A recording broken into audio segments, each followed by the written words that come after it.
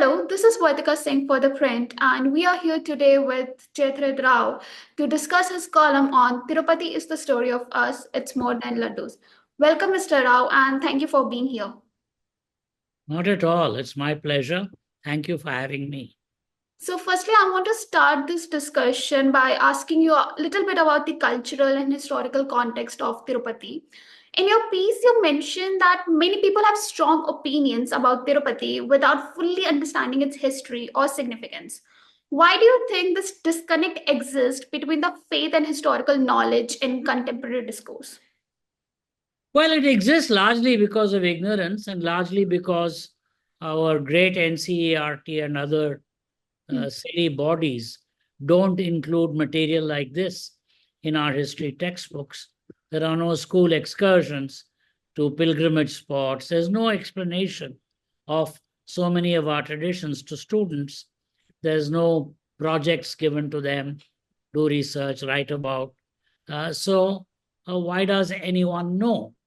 Um, the two opinions that I talked about basically is there's one set of people who you can roughly call believers, and they don't care. They're not interested in history, culture, traditions. They just have faith. And I can forgive them because, in some sense, that justifies it. But it is the other self appointed analysts, critics, particularly who take a very kind of patronizing view of many of our traditional culture issues, who I fault because by and large they speak from a position of relative ignorance. And they shouldn't. If they're going to be so critical and patronizing and tongue in cheek and kind of making fun of things, then you should know a little bit more. Yeah. You also delved into the legends surrounding Tirupati name and origin. What motivated you to explore these ancient myths, and how do they shape the modern religious practices associated with the temple? I didn't explore anything. I knew all this. Okay. I knew all this growing up. And it's a pity that more of our children growing up don't know these things. Uh, that it is in the Aditya Purana, there is a Venkatesha Mahatmya. These things we osmotically absorbed as children. Yeah. And the story of the Lord getting bored and tired of heaven and coming to the hills is a kind of an interesting legend because, an ongoing thing that you might have noticed in all our pilgrimage places is that the Lord is the Lord of the universe. He pervades the whole universe. The opening lines of the Ishavasya Upanishad is Ishavasyam idam sarvam yatkincha jagatyam jagat. Every moving thing in the universe he pervades.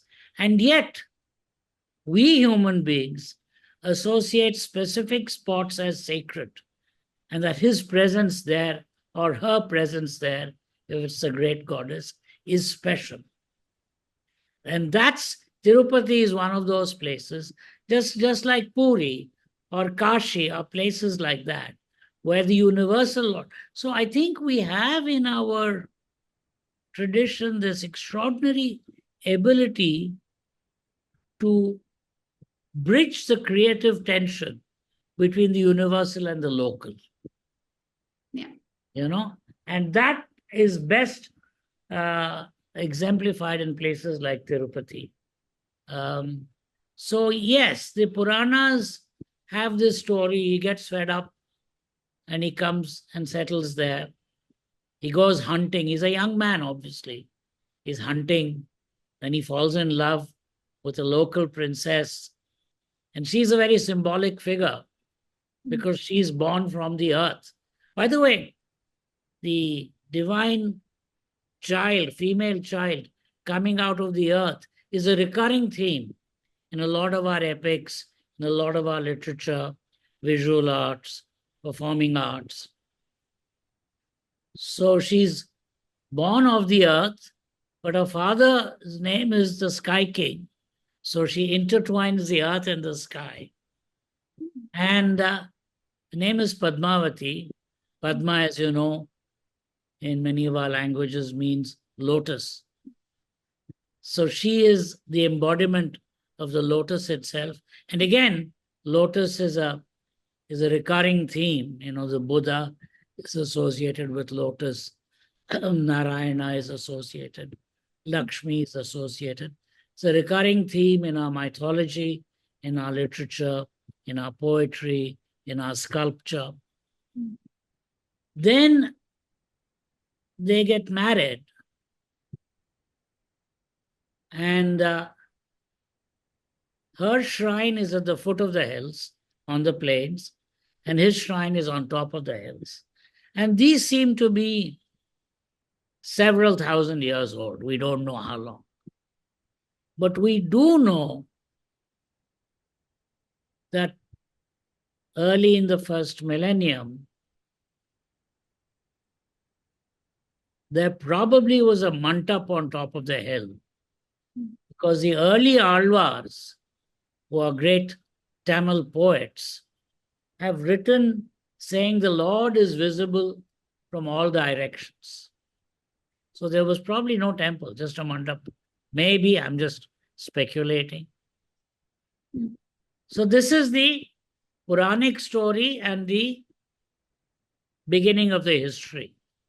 The other history is, of course, inscriptions on the temple walls. From there, it is quite clear that the early bronze icons, Utsava Murtis, we call them, were donated by a Chola princess, Chola queen, and they are still in worship, by the way. So the Chola period, which early Cholas is, after the late Pallavas, say 8th century, 9th century of the Common Era, till about the 13th century of the Common Era, the Cholas clearly were associated with the temple. Then there's a bit of a hiatus. Local kings continued. That's the other thing. Irrespective of who was in power, all kings seem to have continued to patronize the temple. And the inscriptions make it clear it's not just kings, it's merchants, queens, princes, princesses, dancers, musicians, scholars, ordinary people, merchants. They all patronize the temple. Sir, Yeah, go on. Sorry, you can continue. Go on. I wanted to ask, following up on the Chola dynasty's patronage, how did Cholas influence the development of the religious practices at Tirupati? See, this is the whole thing. Kings don't influence religious practices in our tradition. Okay. Kings accept, they are spiritual. This whole mischievous idea that temples and religious practices were used for political ends is a very Western idea. In the West, religion may have been used for kings to achieve political ends. Here, if a princess was a believer, was a bhakta, she made endowments, not in order to gain more territory or in order to gain some political advantage. And the religious traditions continued quite separately and were established by Alvars, by Acharyas, and the kings respected. Incidentally, the current religious ritual tradition in Tirupati goes back 1,000 years to Ramanujacharya's visit there. He codified the traditions, the Vaikhanasa Vaishnava traditions, and they continue to this day. So many kings have come and gone, dynasties have come and gone, but Cholas, Vijayanagar, Nayakas, Mallas, East India Company, but the religious traditions have remained unchanged. So, Mr. Rao, in your piece, you talked about the integration of multiple deities like Vishnu, Shiva, and Durga in the representation of Venkateshwara, which is fascinating. How does this integration reflect on the broader Hindu concept of pluralism and inclusivity? See, this is a very unusual temple because the statue, in the original stone statue, clearly there is no Shankh and Chakra, which are the symbols of Vishnu. We have them today, but they were not there, and we can make that up. So there is a theory that maybe the Lord we are worshipping is Harihara, half Shiva and half Vishnu. That is one. Then in the Tamil region, virtually every hill will have a temple of Kartikeya Subramanya. So maybe this is a Subramanya temple. Then many of the rituals combine Shaiva and Shakta practices, Abhisheka on Friday, Bilva used in worship, which is a Shaiva thing. Then in the inner courtyard, on top of the temple, there are lions, usually there in Durga temples. So it's a kind of there's enough pointers there to suggest this integrated vision, almost a chapter 11 of the Gita, universal cosmic being vision, is there in this place. And the traditions and rituals seem to reinforce that. It is very popular, I think, among other reasons for this. Yeah. Yeah. You also mentioned that the leftist non-believers have criticized Tirupati in a mocking way. How do you view the intersection of politics and religion in how sacred sites like Tirupati are discussed today? Yeah, this is a very recent modern phenomenon to make fun of religious places and make fun of sacred sites, and to ascribe everything to political or economic motives. This comes from a Marxist view of the world called economic determinism. Everything is economics, or from modern political theory of the West, that every action is a political action, is a search for power and hegemony. Rubbish. We are a spiritual people. We are interested in the sacred. We believe in the sacred. And that is at the center and the crux and the fulcrum of our tradition. And yes, kings do patronize temples, but kings don't patronize temples in order to get political leverage. They patronize it because they're believers. No, you somehow don't want to grant that people can have pure and sacred motives. You want to always insist they have some hidden economic gain motive or political power motive. That's, and that is, unfortunately, that's something that we must reject. That's simply not true. Yes, kings have built temples, but as their own inscriptions say, they have built it because they want to praise the Lord, not because, So this is a very mischievous interpretation of history, which comes from foolishly overlaying simplistic Western categories into a very complex old tradition and civilization like ours, which is imbued with the sacred. There is a tendency, as you pointed out, to view certain religious issues through either a Marxist lens or a Hindutva. How do you feel this politicization affects the way we engage with India's rich religious history? We should simply reject it. This has nothing to do with politics. This has everything to do with faith. This has everything to do with the transcendental. Say, I don't pay attention to all this. I mean, except that I do criticize these Marxist charlatans because they are pushing forward a bogus theory. And worse, they're indoctrinating our young people with this theory that all temples are political power places or economic power place. They don't want to tell them no. It's a place where you go and have a tryst with the Lord. It's a place where the Lord of the universe comes and his presence is there with you in a local spot. This is a transcendental experience.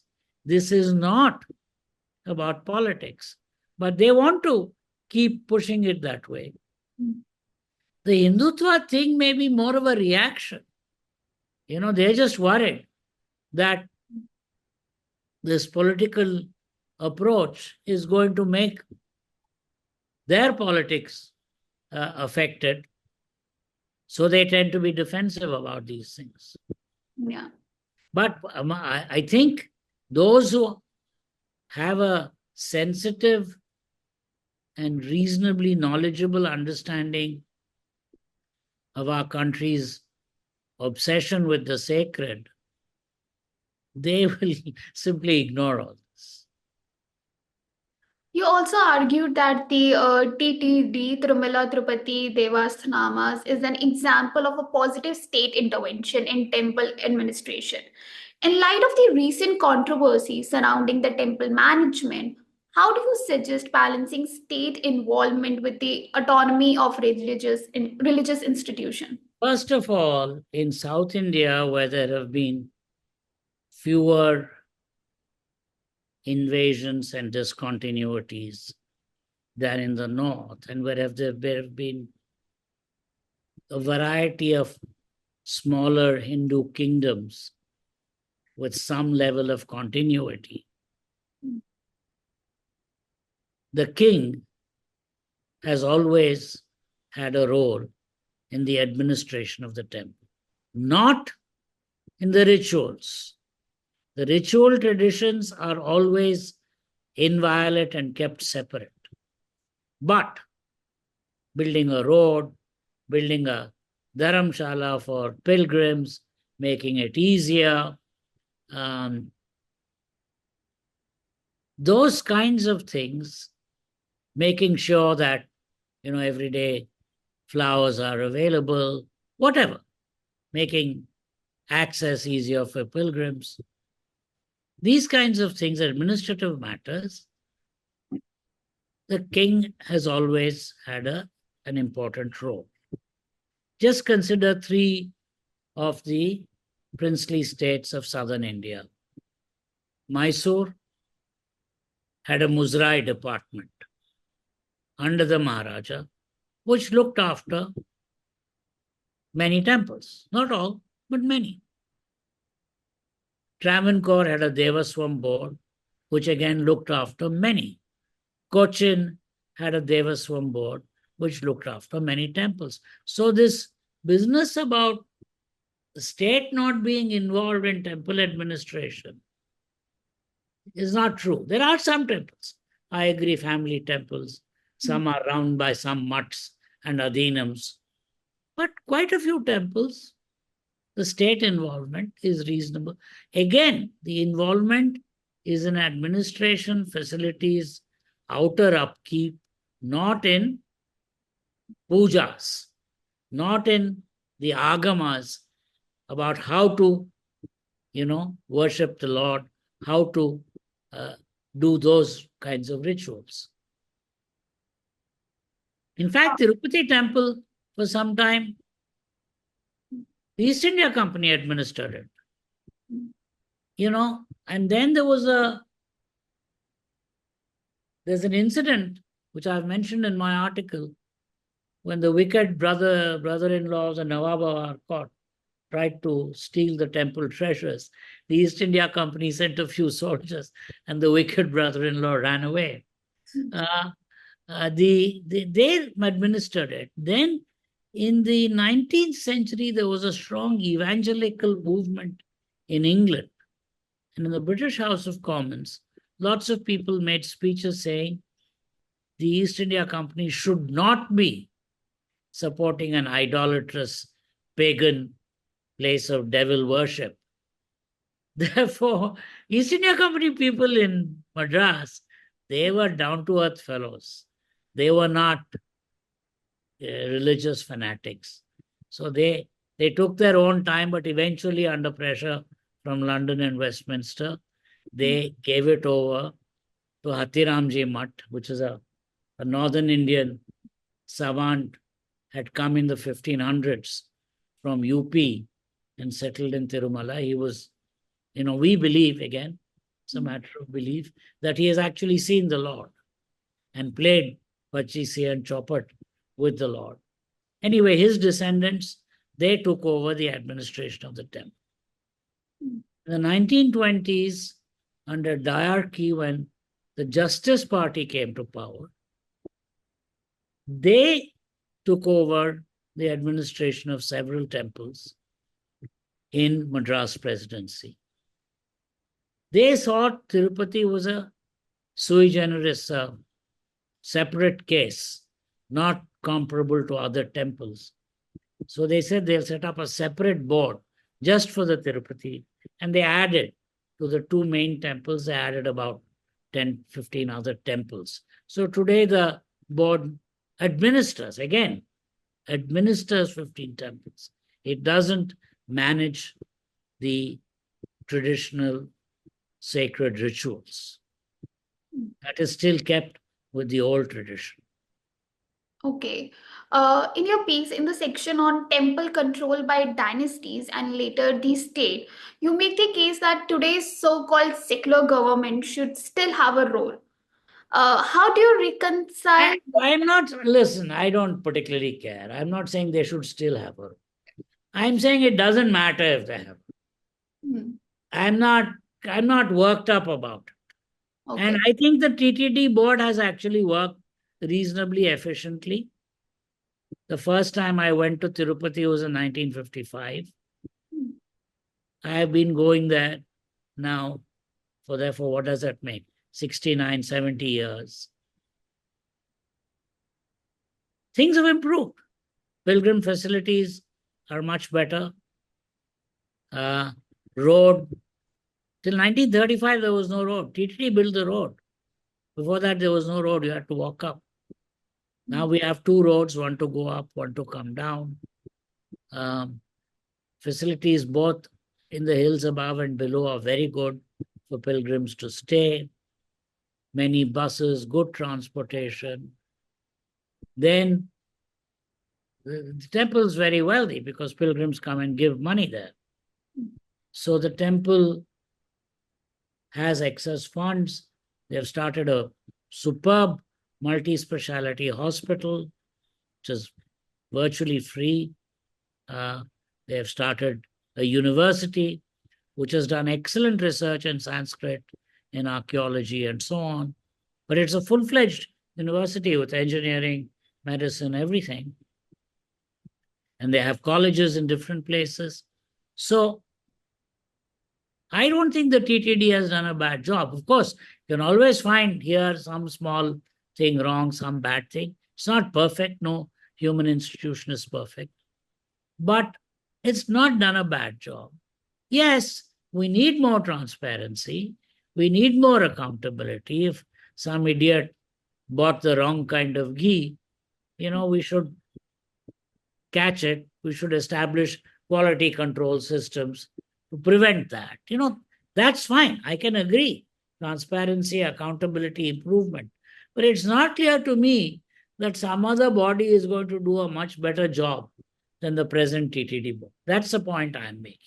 So let's not make a big issue of it. It doesn't matter if the government belongs to a Hindu Raja of Mysore or the East India Company, which is a Anglican establishment, or a so-called secular government today. It doesn't matter. There can be some amount of state involvement and administration, but we as ordinary pilgrims should demand accountability, transparency. And I think that's happening. Obviously, there was some whistleblower who blew something about laddus, and it's now all over the place. It's happening. And we will get better accountability. We will get greater transparency going forward. If you notice, I am very careful in my choice of word. Yeah. I have said in my article, I am not sure that we need a body wildly different from the present TTD board. Mm.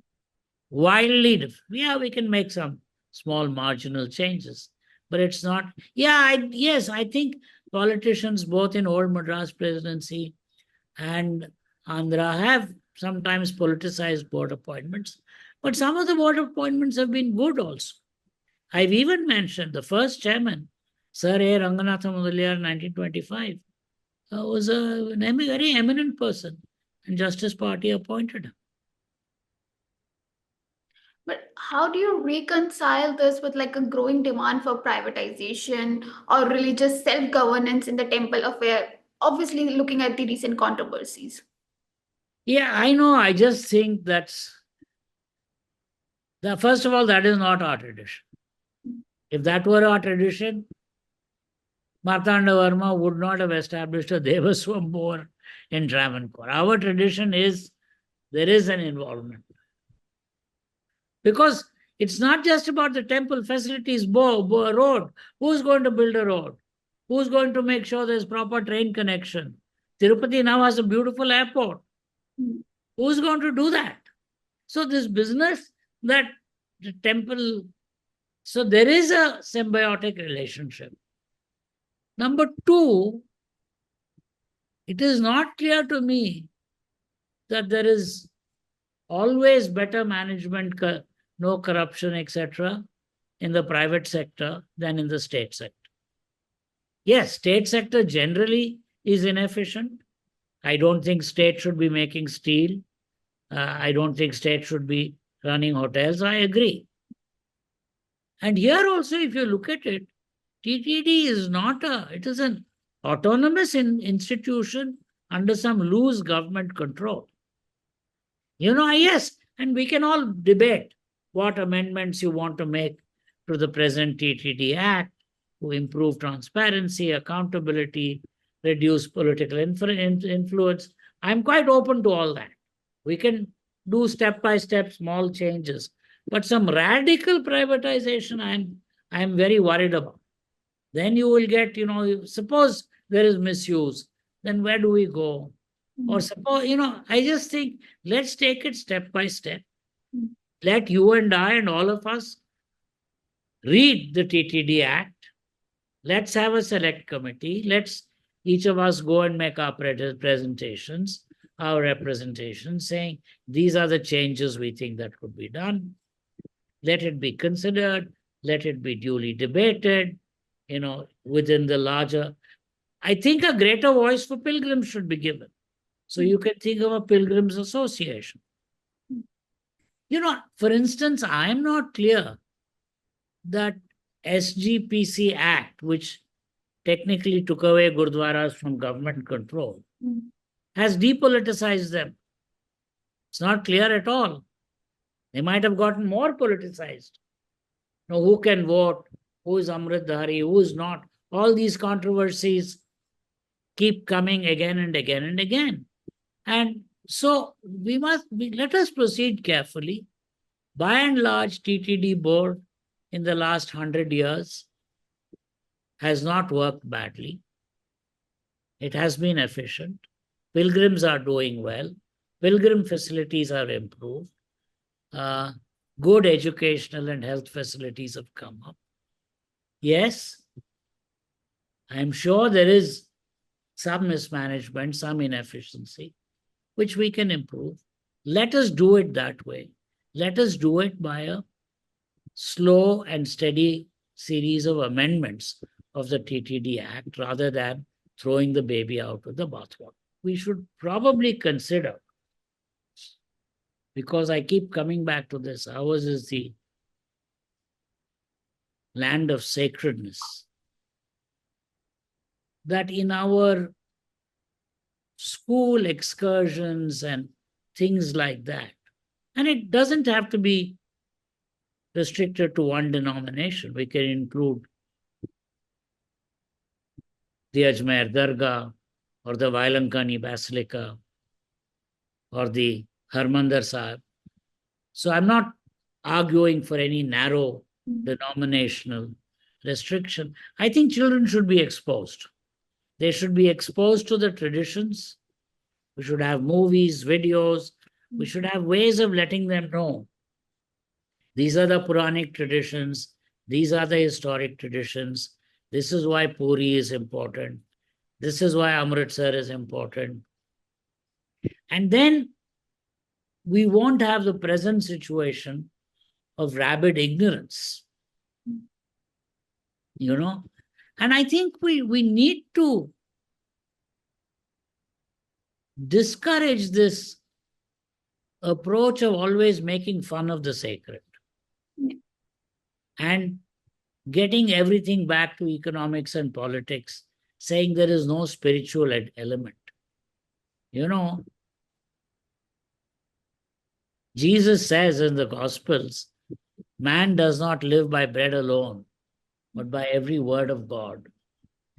I think these Marxist and postmodernist and all these fellows, they don't want our children to even be exposed to that sentence. They just, fine, maybe Jesus is wrong.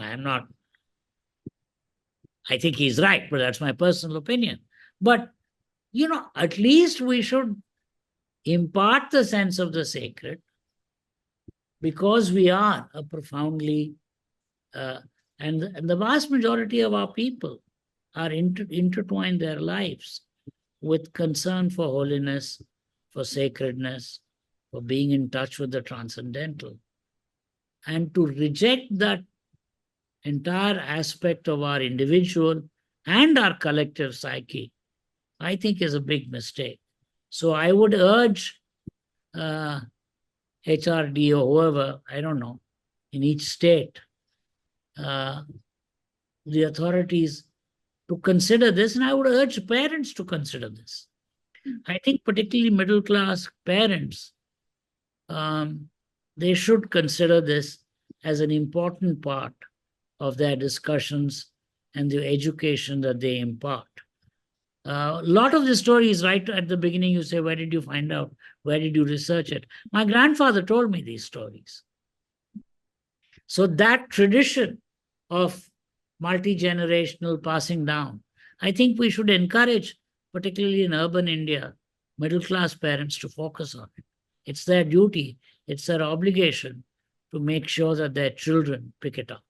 And pick it up osmotically, naturally, not as some rigid, imposed thing. Do you have any wrapping up statement or the point that you want to make? No, I do have, because I'm going to write one more piece for you, which is coterminous or contemporaneous with the Vaikom Satyagraha in Travancore. There was a Dalit entry issue in Tirupati, and Rajagopalachari argued the case, and the case was won by the Dalit, his right to entry or the correctness of his entry. So I'm going to write about that. History is so strange. Roughly the same time as Vaikom, and the second incident, nobody has focused on. A lot of people have heard of Vaikom Satyagraha, where temple entry in Travancore state is being debated, is being the organized strikes for it, movement for it. It's roughly the same time this has happened in Tirchanur and the Padmavati temple in the plains. And there was a case, magistrate, appeals court. I'm going to write an article about it. I call this the strange synchronicities in history, how events in different places can happen at the same time or roughly the same time. Not planned, just happens. I'm very eager to read it whenever you write and publish it. So thank you, Mr. Rao, for your insights. One point I probably didn't emphasize enough was Tirupati is bound with poetry and music in a very big way. The Alvar's poetry, I think 11 out of 12 Alvars have written poetry about Tirupati. Then there is the music, which has, different traditions. Annamaya, Annamacharya, Tyagaraja, Purandaradasa, and even Rajagopalacharya has done a kriti, Puraimundrumillai, about Tirupati. And of course, in modern times, M.S. Subbulakshmi made the Suprabhatam a global thing by putting it out in the air.